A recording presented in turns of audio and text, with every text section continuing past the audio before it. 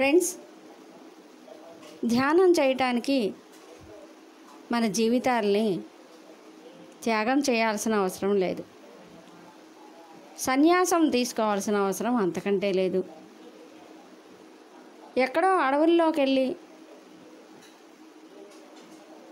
పూర్వకాలంలో మునులు ఋషులు ఆచరించిన విధానాల్లో ఆహార నియమాలన్నీ పాటిస్తూ ఎన్నో కఠిన నియమాలు చేస్తే కానీ, ఒక గురువు ద్వారా ఉపదేశం తీసుకుంటే కానీ ధ్యానం చేయలేము. ధ్యానం చేయాలంటే ఎన్నో జన్మల సుకృతం ఉండాలి, లేదంటే ధ్యానం కుదరదు. ఇలాంటివన్నీ అపోహలు. ఈ రోజుల్లో కూడా మన ఇంట్లో మన సంసార బాధ్యతలు నిర్వహిస్తూ మన జీవితాన్ని ఏమాత్రం ఎటువంటి త్యాగ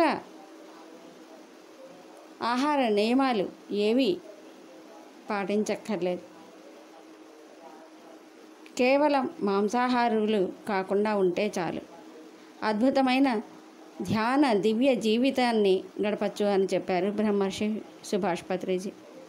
ఎన్నో ఏళ్లుగా ఆ మహాత్ముడు ధ్యానం గురించి వివరించి, ధ్యానాన్ని ఎన్నో విధాలుగా ఎన్నో సందర్భాల్లో తన జీవితం అంతా ధ్యానం గురించి చెప్తూనే ఉన్నారు. ఎందరో పిరమిడ్ మాస్టర్స్ అందరూ ధ్యానాన్ని ఆచరిస్తూ అందరి చేత ఆచరింపచేసేలా చేస్తూనే ఉన్నారు. మరి అపోహలన్నీ కట్టిపెట్టి ధ్యానం చేస్తున్నామంటే అద్భుతమైన ధ్యాన జీవితాన్ని మనము గడపగలుగుతాం. ఎన్నో అనారోగ్యాల నుంచి దూరం చేసుకోగలుగుతాం.